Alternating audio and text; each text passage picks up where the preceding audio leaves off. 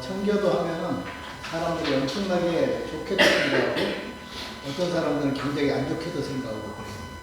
근데 청교도에 대해서 우리가 실상을 알아야 돼요. 그러면 이제 오늘은 청교도에 대해서 제가 전공은 청교도를 했습니다. 박사논문도 청교도 쪽에 가르쳐요. 그래서 제가 이 책이 이 책이 제가 박사 논문 처음 할 때 그 내용하고 그 다음에 청교도 과정이 17세기 청교도 과정. 실제적으로 이 책이 한 권도 없어요. 우리나라에. 청교도 과정이라는 책 자체가 없어요. 이 책이. 학신의 오덕교 교수가 조금 쓰고 있고 아예 없어요. 그래서 제가 이것을 쓰는 소설이 갖고 왔어요. 상당히 힘들고 어려웠어요. 그래서 실제적으로 제가 청교도 쪽에 관심을 가지면서 박사과정 들어오기 전부터 내가 그 부분에 관심을 가졌고 사실 한 5년 이상을 준비를 했어요. 통과하기는 바로 통과했지만 실제적으로 학교 들어오기 전부터 청교도에 대해서 계속 연구해왔고 그 다음에 그쪽에서 한 결과 그 내용은 이제 특별히 언약신학적인 관점에서 논문에서는 청교도 과정을 썼거든요. 근데 언약신학적이면 너무 어려워요. 그래서 이 부분을 빼버렸고 그 다음에 그냥 이 책의 내용의 논문의 순서상 그 부분만 참고하고 그 다음에 청교도라는 부분을 파트해놓고 이렇게 했습니다. 그래서 사실 이 책에 이 내용이 다 들어있습니다. 이거 챕터가 다 특강 챕터가 다 청교도란 무엇인가부터 시작해서 그 다음에 가정이 무엇인가, 청교도 가정이 무엇인가, 그 다음에 아이들 청교도의 결혼 문제, 그 다음에 결혼해서 아이를 낳는 문제, 아이를 낳아서 양육하는 문제, 그 다음에 아이들에게 청교도 쪽에서 가르쳐야 될 교육 내용, 직업은 어떻게 해야 됩니까? 신앙은 어떻게 해야 됩니까? 결혼은 어떻게 해야 됩니까? 충성은 어떻게 해야 됩니까? 효도는 어떻게 해야 됩니까? 이런 내용들을 쭉 다루면서 나가요. 아니, 결혼한 뒤에 어떻게 해야 되냐? 결혼해서 이혼을 해야 되는가? 별거 해야 되는가? 그렇지 않으면 또 재혼은 어떻게 하는가? 이런 내용들을 쭉 다루고 있습니다. 그 다음에는 가정예배를 다루고 있습니다. 그래서 특별히 가정예배. 청교도들은 가정예배가 생명이거든요. 가정예배를 계속 다루고 있고, 청교도들은 주 하루에 2번씩 가정예배를 드려요. 그래서 청교도는 뭐냐면 가정교회. 부모님은 오늘 가정의 목회자, 특별히 아버지는 가정의 목회자예요. 그리고 목회자로서니까 말씀도 선포해야 되고, 또 기도도 해야 되고, 중보기도도 해야 되고, 목사라는 기능을 집에서 다 해요. 그래서 가정의 중요성을 좀 이야기합니다. 그래서 이제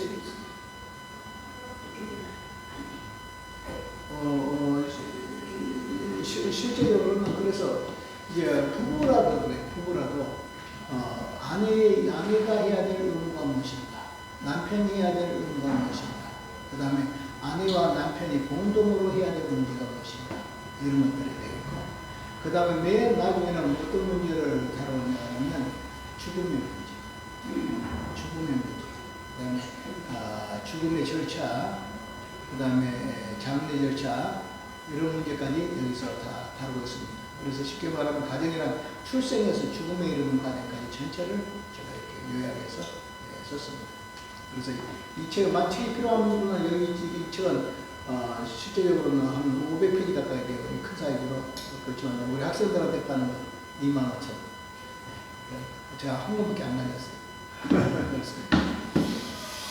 네, 그럼 오늘 이 시간에 몇 시까지 하면 되죠? 20분까지 하면 되나요? 네. 20분까지? 예. 한 40분 됐네. 40분 되는 가운데 오늘은 청교도에서 개론적으로 하는데 주로 뭘 분석을 하면 안 되면 다음 주까지 하시죠. 네. 청교도의 기원에 대해서 청교도는 어디로부터 기원됐을까 하는 것. 두 번째, 청교도라는 의미는 무엇인가? 청교도라는 의미. 그 다음에 청교도에 대한 역사적인 배경. 그 다음에 청교도의 신학의 다양성과 통일성, 이런 것들을 이제 오늘 살펴보고자 합니다. 청교도에 대한 연구 분야, 여러 면도 좀 살펴보도록 하겠습니다. 제일 먼저 청교도 기원입니다.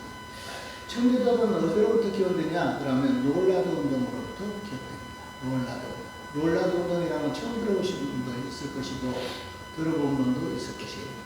롤라드의 운동이라는 뭐냐면 종교개혁 이전에, 그러니까 종교개혁을 하기 전에 100년 이전에 바로 영국의 위클리프라는 종교개혁자가 있습니다.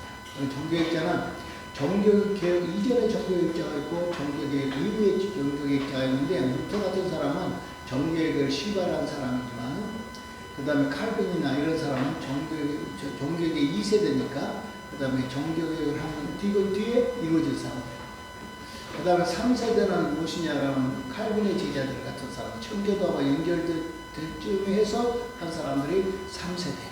그래서 종교개혁 이전의 종교개혁자, 그 다음에 종교개혁자, 그 다음에 종교개혁 2세대, 종교개혁 3세대. 이렇게 해서 종교개혁자들을 쭉 나눌 수 있죠. 그런데 이 롤라드라는 사람은 어떤 사람이, 롤라드는 옥스퍼드 대학의 이클리프라는 데 따르는 추종자들입니다. 그러면 롤라드란 말은 무슨 말이냐? 롤라드라는 말은 파란어로 중얼거린다는 뜻이에요. 중얼거려. 그럼 뭘 중얼거리냐? 그러면 성경을 암송하고 다닌다는 뜻입니다.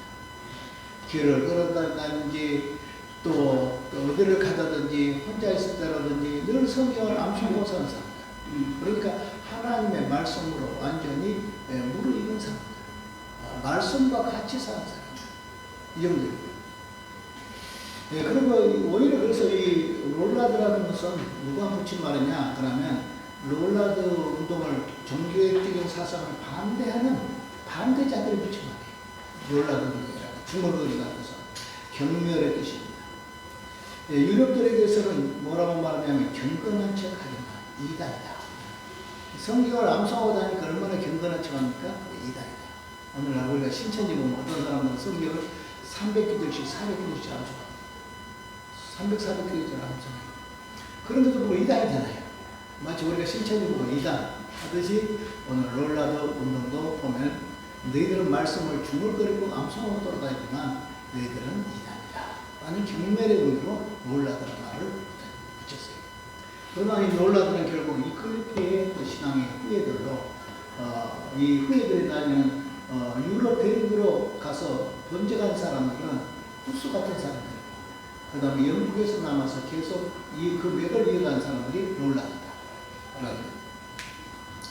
그래서 이 클리프를 따르는 자들은 롤라드 운동에 대한 성과를 거두었는데, 그들은 어디서나 사람들에게 복음을 전하는 일에 헌신했고, 그래서 그들을 향하여 뭐라고 말하냐면 빈정거리 말이겠죠. 청빈한 사제들 이런 분류를 했습니다. 얼마나 빈곤했으면 신발도 신지 않고 맨발로 다니면서 그 다음에 지팡이만 짚고 다니고 둘씩 짝 띄어서 전도했다. 그러니까 이 사람들이 바늘 같은 걸 가지고 팔고 다니면서 전도했다고 그랬어요. 그런데 예수님 전도할 때 둘씩 짝 띄어서 나가듯이 이들도 둘씩 짝 띄어서 나가는데 얼마나 가난했으면 신발을 신지 못하고 맨발로 돌아다니면서 했다.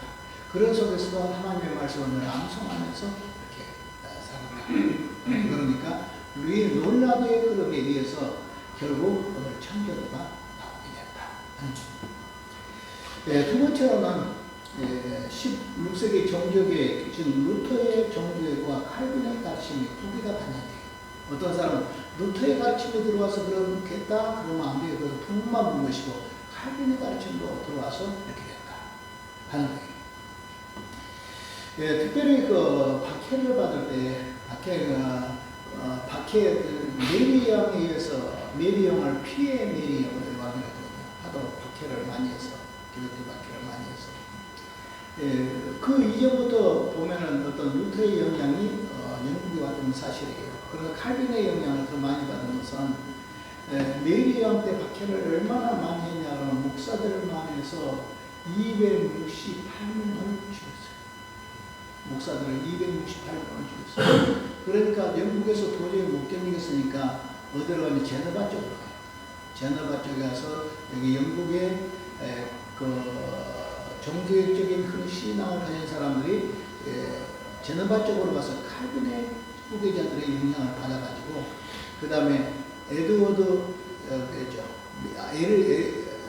메리 왕이 죽고 난 뒤에 그 다음에 엘리자베스 여왕이 왕이 됐을 때 엘리자베스 여왕은요 굉장히 개신교적인 사람이에요.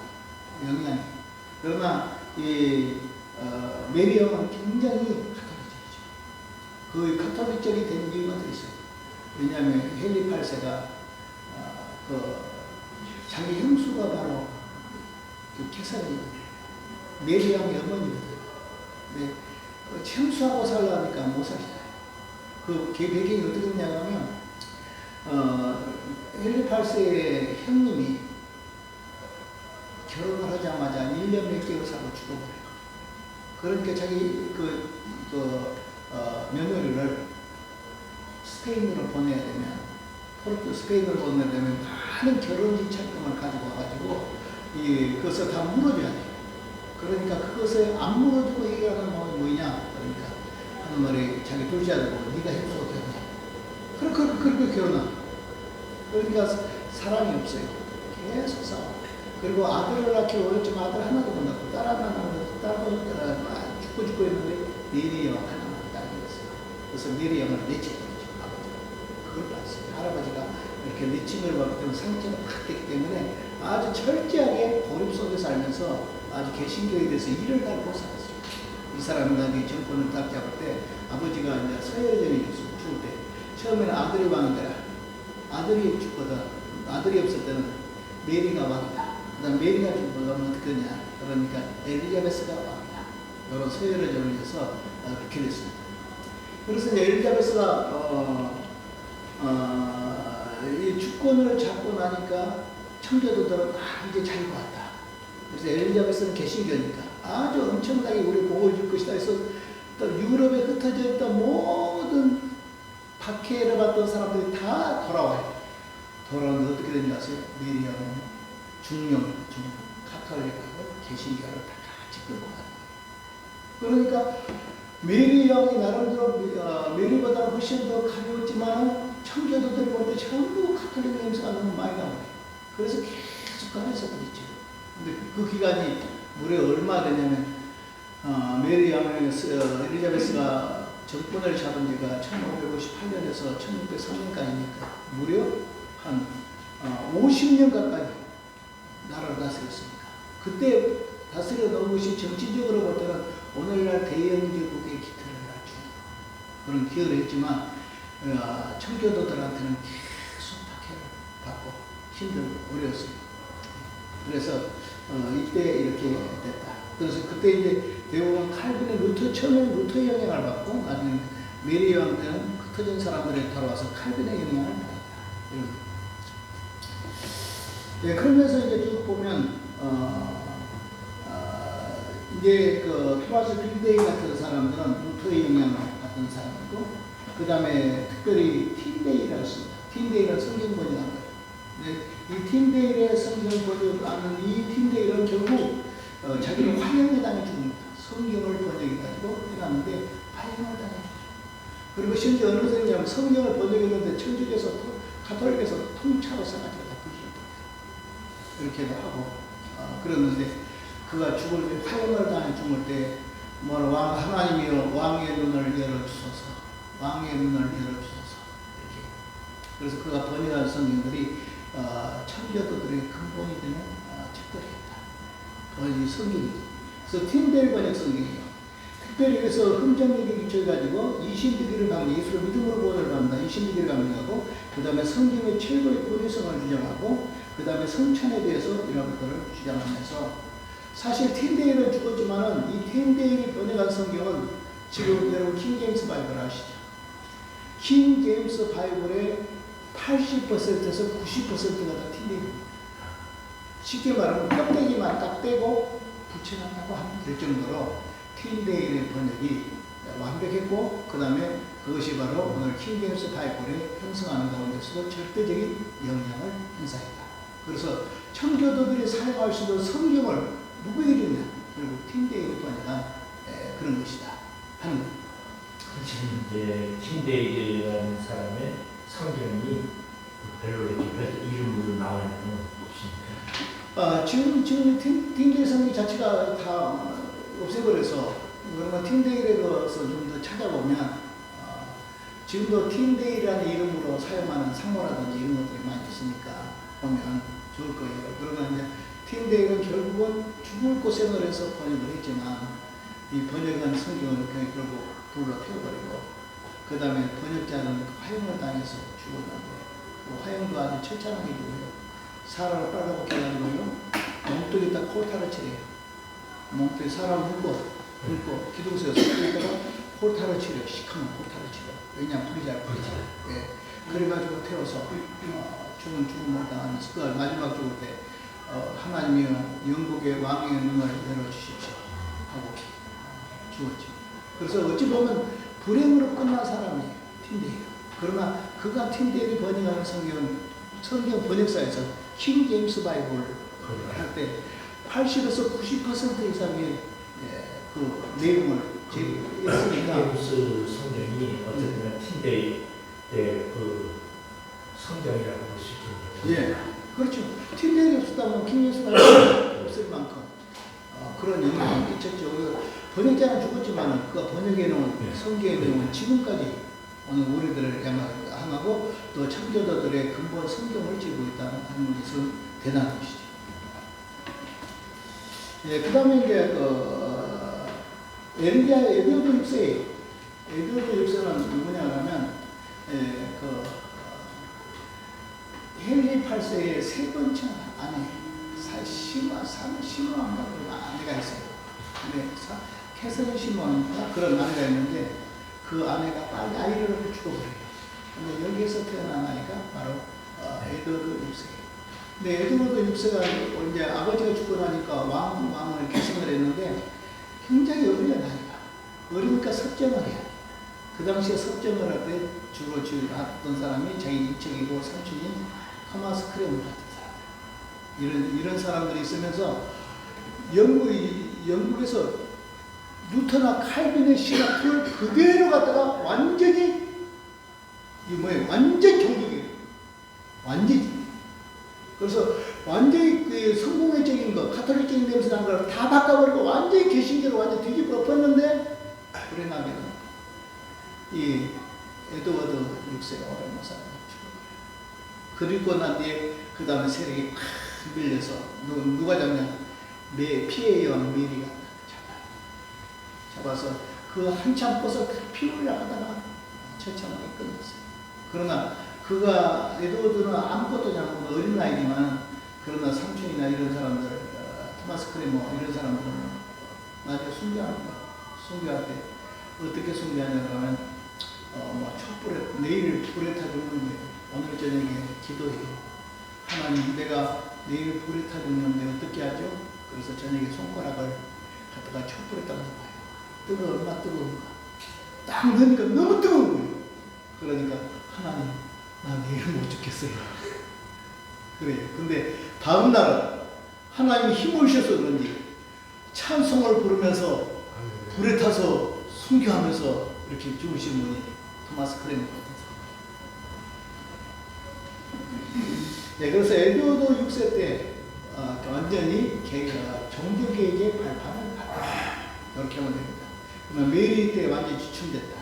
그 다음에 엘리자베스 때 어느 정도 부흥은 됐지만 그것이 끝까지 가지 못했다. 엘리자베스가 어떻게 됐냐면 찰스 2세, 그 다음에 이제 그 당시에 유명한 것이 크로멜이죠. 크로멜. 이런 사람들이 이제 우회파하고 왕정파하고 막 싸우다가 나중에 우회파가 왕정파를 이기죠. 그리고 난 뒤에 드디어 나온 것이 그때가 나온 것이 뭐냐? 장기국회에서 나온 것이 장기국회, 한없이 국회라는 것 그걸 나왔는데 그때에 웨스터민스터에서 총회에서 뭐이 나왔냐면 웨스터민스터 신앙고백서, 웨스터민스터 소회문답, 웨스터민스터 대여례문답, 웨스터민스터 예배모범, 그 다음에 시편 찬송, 번징조례 여러 것들이 나왔는데 가장 근본적인 것은 웨스터민스터 신앙고백, 웨스터민스터 대여례문답, 웨스터민스터 소회례문답 이것이 우리 개신 장로의 근원이 된다 하는 거예요. 그때 주로 1642년에서 1649년까지 정확히 말하면 5년 6개월 20일이라 하루에 3시간씩 모였는데 몇 해? 1164년 모여서 150명의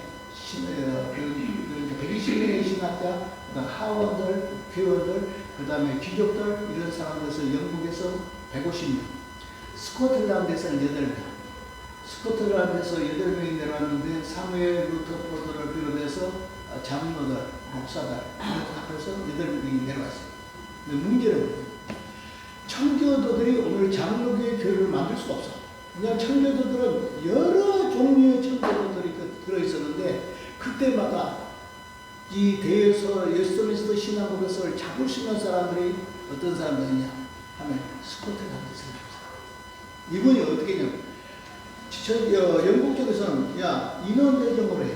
그러면 150대 8 되겠지. 그러면 주장을 못하죠. 근데 이분이 이들이 뭐라고 하냐 국가 대 국가다. 당신들은 150명 있어도 우리는 8명이야. 그렇지만 50%다 권한이야.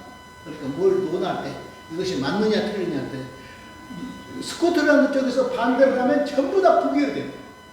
그래서 스코틀랜드 쪽에서 전부 그렇게 해가지고 나중에 이 안이 딱 만들어져서 그 다음에 스코틀랜드를 그대로 가지고 국회에 통과해요. 그리고 장로교가 나와. 그런데 불행하게도 영국에서는 통과하지 못해. 그리고 의회가 문제. 의회 소사인데 의회가 문제고 왕정으로 다시 나가. 그럴 때 찰스 2세 어떻게 했냐면 크렘을 죽여서 크렘의 목을 베가지고 뭐 성당에다 달아가지고 몇 년을 전시했는지 몰라. 얼마나 악하게 했는지. 그래서 그들하고 이제 청교도들이 찰스 1세 때 그랬고 찰스 2세 때 박해를 하고 나중에 그냥 청교도에게 다 흩어진 거예요. 그러니까 나중에 그때부터 청교도란 말을 썼어요. 청교도란 말은 언제까지 쓰냐? 1688년까지 갔어요. 청교도란 말은 언제부터? 1558년에서부터 1688년 정도. 여태까지만 청교도. 그들, 예? 1688년. 1558년에서 100년간. 예. 그리고 청교도라고 아무나 청교도가 아니에요. 스펠전도 청교도가 아니고. 스펠전은 청교도 참 밑자락에 18세기에 오잖아요. 그러니까 17세기에 끝나버려서 청교도라는 개념은 딱 끝났어요. 그리고 영국은 이렇게 불러줘요. 국교도와 비국교도. 그때부터. 우리가 보면 국교도, 비국교도 이렇게 해서 국교도가 필파했다 이렇게 나오잖아요. 근데 비국교도는 청교도가 아니에요. 청교도들은 이미 다 그 전에 박해를 다 터져버렸고, 그 다음에 거기에 남아있는 사람들 중에 국교도에 대해서 항거하고 나왔던 사람들이 비국교도. 그때 연구하는 청교도란 말을 쓰고 국교도와 비국교도로 이렇게 쓰고 있습니다. 메이플라워라고 미국으로 간 사람은 청교도가 아니에요. 그 사람들은 그건 이제 1920년대 비국교도. 그러니까 1680년대 후반쯤 가서 청교도란 말이 없어졌으니까 그때는 청교도란 말이 있죠. 그래서 박해하니까 그 사람들이 흩어진 사람들이 흩어질 때 이렇게 말해요.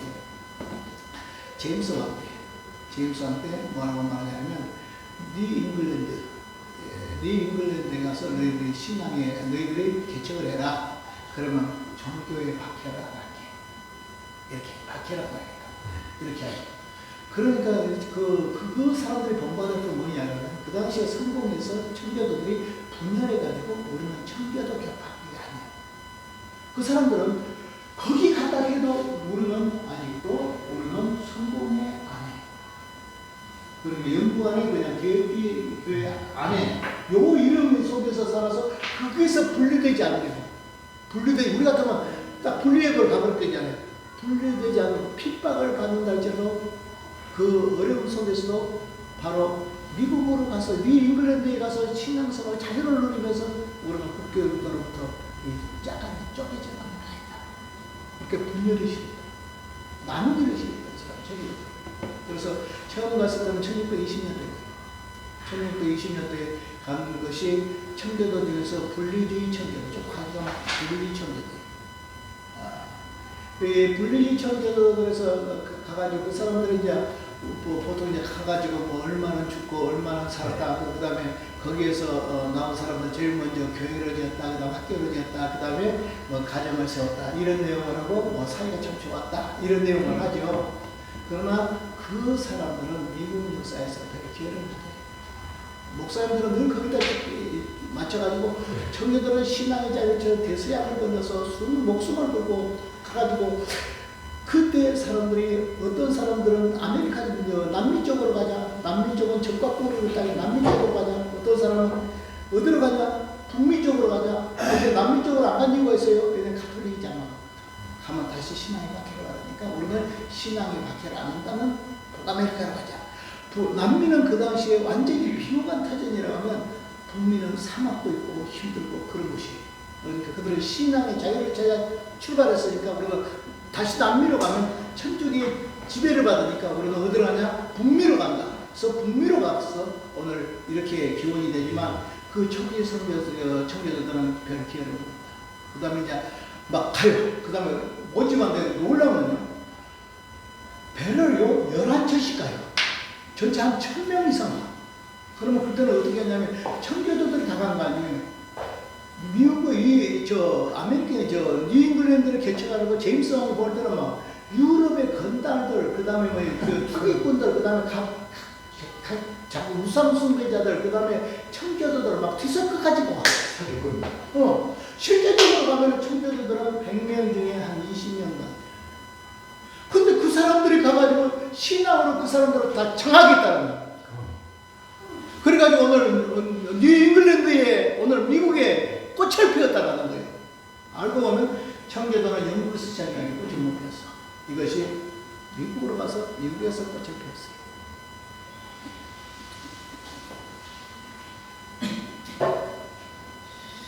자, 그래서 에드워드 6세 때 신부 칭호를 거절하겠고 성직자, 그 다음에 목사란 칭호를 사용했고, 그러니까 신부란 칭호를 거절하고 목사란 칭호를 사용할 때가 에드워드 6세가 할 때다.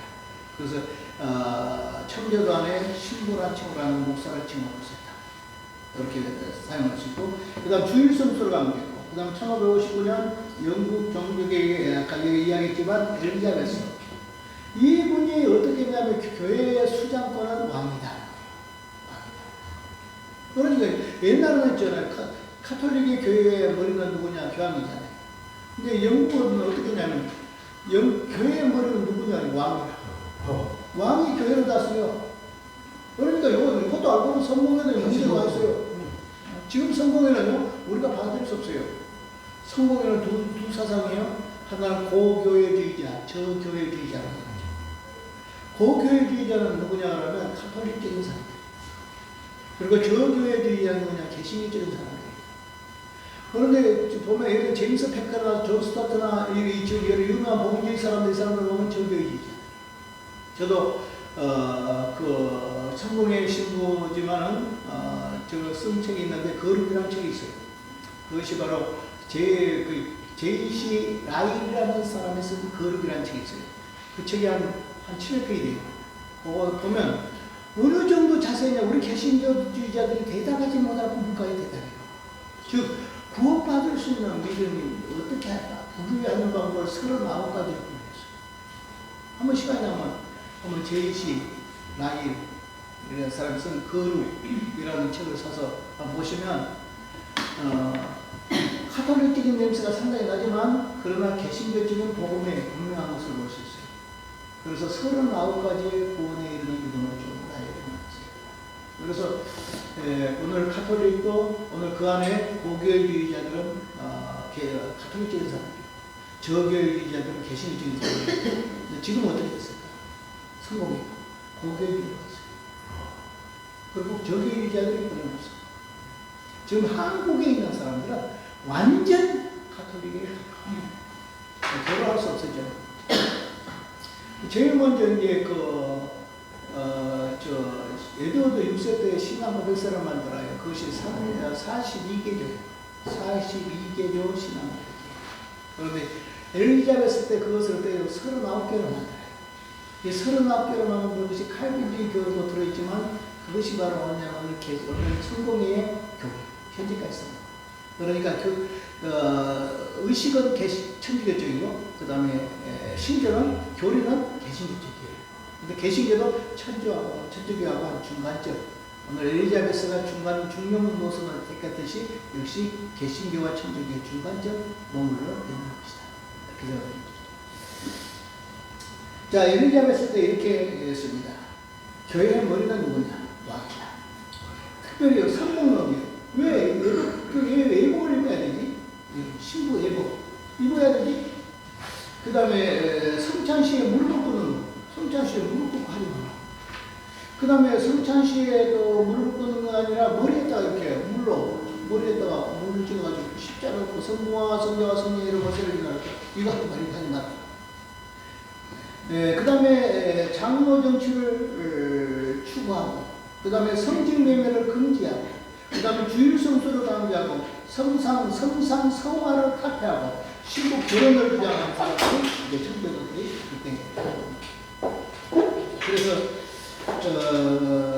실제적으로 오늘날 왜 개신교가 자꾸 강조입니까?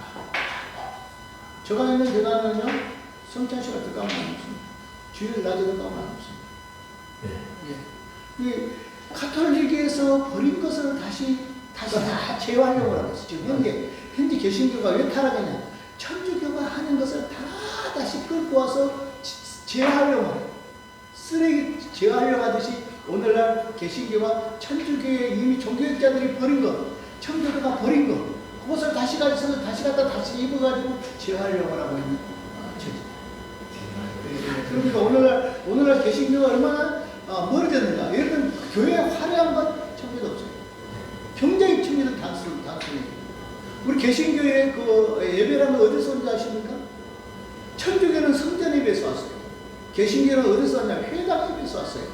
회당은요 간단하게 여기 탁자가 있고, 그 다음에 이쪽에 두루마리 넣는 데 있고, 그 다음에 긴 의자, 장의자 쫙 있고, 바로 요 혼재, 우리가 그냥 개신교 그냥 개척교회 하듯이 그냥 이렇게 간단한 구조 속에서 말씀을 선포했던 것. 이것이 바로 개신교의 근본이에요. 천교도 그랬고, 근데 지금은 개신교가 천교도보다 더 화려하다. 자, 그래서 이제 쭉 보면 천교도의 역사적 배경은 1559년경 엘리자베스 1세 여왕이 교회의 수장령을 반대할 때 반기를 거시했다. 그럼 천교도는 교회의 수장, 교회 머리는 왕이다. 그게 아니야.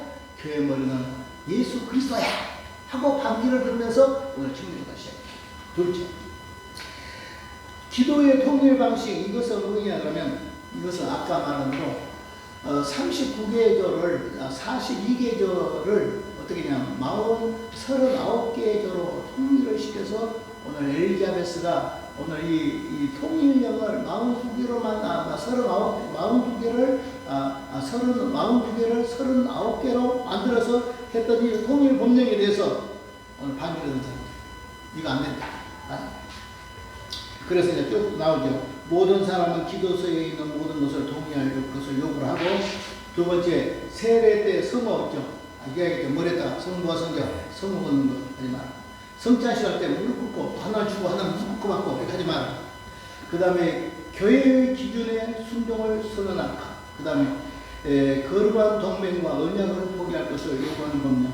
예배에 있어서 다른 형식을 따르는 자들을 엄격하게 형벌로 가할 것을 요구하는 법령. 이런 것. 그 다음에 강사와 목사를 포함해서 2,000명의 성직자들이 오늘 이 엘리자베스 때에 물러났어요. 그러니까 메리암 때도 힘들겠지만 오늘 여기에서 천교도 전통을 따르는 사람들은 같이 가는 건 괜찮아. 반천주교 쪽으로 나간 사람들을 향하여 엘리자베스는 핍박을 했으니까. 그래서 그때도 보면 무려 목사들이나 이렇게 강사들을 포함해서 2,000명의 성직자들이 오늘 엘리자베스 왕 때에 물러나서 쫓아냈어요. 그러니까 엘리자베스도 박해 많이 했다 이 말이에요. 그들은 정건 목사관을 등기했고 자신의 신념을 들키보다는 차라리 하나님을 지고 추앙당하는 길을 했다. 천교도주의를 두둔한 제임스 1세 때 이제 킹제임스 바이블을 만드는 거예요. 천교도주의를 두둔했다. 그래서 제임스 1세 때 그랬다. 찰스 1세와 그 다음에 대사교 윌리엄 로드 이런 사람들, 크레머 같은 사람들 잠깐 고난을 잡아서 꽃에 피웠어요. 근데 너무 심해서 전부 막 술집 없애고 다 없애고 다 없애니까 살펴났죠? 아니야. 그러고 나니까죠. 뭐가 못 살아. 성령의 역사로 성공하야지 억지로 억압으로 성화를 시키면 사람들은 반작용으로서 튀쳐나와. 결국 뭐라고 말하냐면 그 영국 사람들이 왕정보다 더한 놈이 되어버렸어요. 그러면 우리가 생각할 때 뭐 철저하게 이러냐면 좋은 거 아니라 나중에는 우리 이러면 못 살아. 맑은 물에 물고기가 못 살듯이 못 살아. 차라리 나는 왕정대로 이렇게 되죠. 그래서 다시 왕정으로 넘어가 버렸죠. 그때 왕정으로 넘어갈 때 찰스 2세가 어디 갔냐면 프랑스로 넘어갔어요. 그래서 편지해서 네 오라. 오겠습니다. 절대 보복하지 마라. 그런 같은 사람 죽이지 마라. 하지 마라. 보복하지 마라. 근데 돌아와서 권력을 딱 잡더니 전부 다 보복해요. 그러니까 권력이라는 것은요, 권력을 잡기 전하고 잡아놓는 건 틀려. 잡을 때는요, 사람의 전혀 틀려요. 예, 그래서 이제 쭉 보면은, 결국 찰스 2세 때, 89년 끝장이었어요. 나왔잖아요. 아까 제가 88년 전이죠. 89년도에 끝장이 났어요. 청교도가 끝나버렸어요. 청교도는 어디부터 시작해서 엘리자베스가 왕이 되던 1559년부터 89년부터 시작해서 찰스 2세 그러니까 1689년에 그 기간으로 인해서 끝났다. 그 말은 무슨 말이냐? 박해를 너무 치열해서 청교도들이 다 흩어져버렸다. 그리고 그 이유는 뭐냐? 미국 쪽으로 있잖아요. 다 가버렸어요. 대륙에 남게 됐지만 그건 신앙의 자유를 찾아서 전부 다 링클랜드로 다 이주해. 자, 그 다음에 청교도의 정의를 잠깐 보겠어요. 청교도가 뭐냐면 청교도란 말은 퓨리티라는 말인데 순수하다 이런 말이에요. 라틴어로는 퓨리탄이라는 말인데 이 말은 뭐라냐면 교회를 깨끗하게 하려는 사람들 이런 뜻이에요. 청교도는 원래 순수하다. 라틴어로는 교회를 정화하려는 사람들 이런 뜻이에요. 청교도들은 자신을 퓨리탄이라고 불러왔는데 이렇게 나중에는 자기들이 원래 청교도야 이렇게 했지만 원래 청교도란 말은 뭐냐 북교도 쪽에서 그러니까 엘리자베스 이쪽에 그 반기신교적인 사람들이 빈정되는 깨끗한 척해. 그래서 청교도란 말은 자기들이 붙인 게 아니라 반대쪽에서 너 잘난 척한 사람들, 되게 잘 믿은 척한 사람들, 깨끗한 척한 사람들 이렇게 해가지고 붙인 게 바로 청교도. 이것을 나중에 청교도들이 그래 그럼 우리는 청교도 그대로 받아들여야 될 거예요. 그 다음에 청교도로 지침한 사람들 1559년에서 1567년 계속되는 예금론쟁, 특별히 성직자 예금론쟁, 그 다음에 카톨릭적인 요소, 그 다음에 용어 제거, 그 다음에 칼빈주의적인 정화주의자들을 비난하는 말, 그 다음에 이것은 욕설이고 별명과 같다.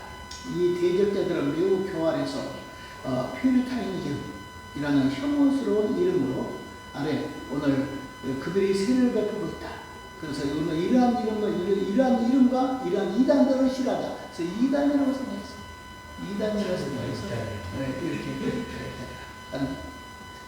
제임스 패커가 말하는 5가지 그 중복된 것이 첫째, 영국 국교 기도서의 의식들과 의구를 반대한 사람들.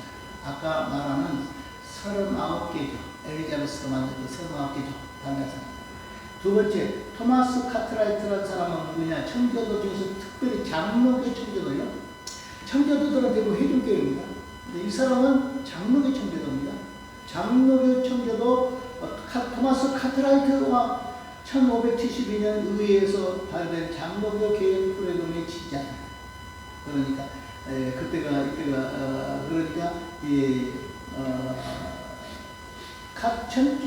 청교도 안에 장로교적인 청교도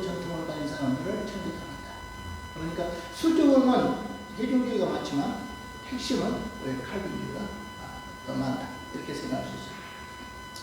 그래서 사실 알고 보면 미래 존 번연도 알고 보면 침례교지만은 칼빈주의. 젊은 존 번연은 얼마나 대단한 사람이냐면 성경책 한 권하고 그 다음에 순교자의 수기, 순교 열전 이런 책 한 두 권. 그거 가지고 12년 동안 감옥 생활하면서 48권을 채웠어. 대단하죠. 참고 사냥없이 성경하고 순교자의 수기 이거 두 권 가지고 48권을 써. 그 중에 대표적인 것이 우리가 철로역정이고 철로역정도 그 편이 있고 소편이 두 권이 철로역정. 그 다음에 천국의 순례자 또 한세 경외함의 진수 여러 책들이 한 60권 썼어요. 60권에서 감옥에 쓴 것이 48권 썼어요. 이 사람도 역시 칼빈주의였다. 그러면서 그 다음에 이제 세 번째로는 칼빈주의의 경건을 실행했던 목회자와 평신도들을 청교도입니다. 그러니까 구심점은 청교도를 할 때는 수적으로는 회중교이지만 구심점은 칼빈주의자들을 향하여 청교도가 있습니다. 그래서 청교도의 구심점에 그런 건 뭐냐면 칼빈주의자. 그러니까 결국 청교 웨스트민스터 소요령 문답이나 대요령 문답을 우리 장로교육서로 받아들일 수 있는 것은 그 안에 절대적인 칼빈주의자들이 자리를 잡고 있습니다. 하는 거예요. 근데 상식적으로 알아서 교회론 있잖아요. 교회론이 처음에 만들어진 교회론은 지금 우리가 말하는 웨스트민스터 대요령 문답이나 소요령 문답이나 신앙법에서의 교회론이 아니에요. 회중교회예요. 이것을 그냥 미국에 와가지고 18세기에 들어와서 미국에서 다시 장로교 교회로 바꿨어요. 그래서 현재 우리가 가지고 있는 웨스트민스터 대요령문답, 소요령문답, 신앙고백서 안에 교회로는 18세기에 들어서 미국에서 바꾼 것이고 원래는 그들은 회중교회이기 때문에 그들의 교회로는 우리 장로에서 쓸 수 없어요. 생각합니다. 그 다음에 이제 다섯 번째 하나님의 일들과 교회의 영국의 법률들, 백성의 권리들에 대해서 공개적으로 오늘 순종을 표시한 하원 의원, 그다음 치안 판사, 귀족들 이런 사람들의 양을 청교도합니다. 그래서 한마디로 말하면 16세기, 17세기 영국과 스코틀랜드에서 일어난 개혁주의 신앙과 신앙운동이 청교도입니다. 16세기, 17세기 개혁주의 신앙운동이 청교도입니다. 청교도란 지체가 언제 불었다고요? 엘리자베스 1왕 때. 그래가지고 언제까지 끝난다고요? 찰스 2세 때 끝난다. 그때가 언제냐? 1689년도로 끝난다. 그리고 그들은 뭘 부른다고요? 북교도와 비북교도로 부릅니다. 그럼 청교도란 말은 어디로 가냐? 결국 미국에서 청교도가 오늘날 미국을 형성하고 있는 그런 청교도가 요정도까지. 네. 수고하셨습니다. 하나님 아버지 감사합니다. 오늘 함께 하시고 도우시고 감사합니다. 예수님 이름으로 기도합니다. 아멘.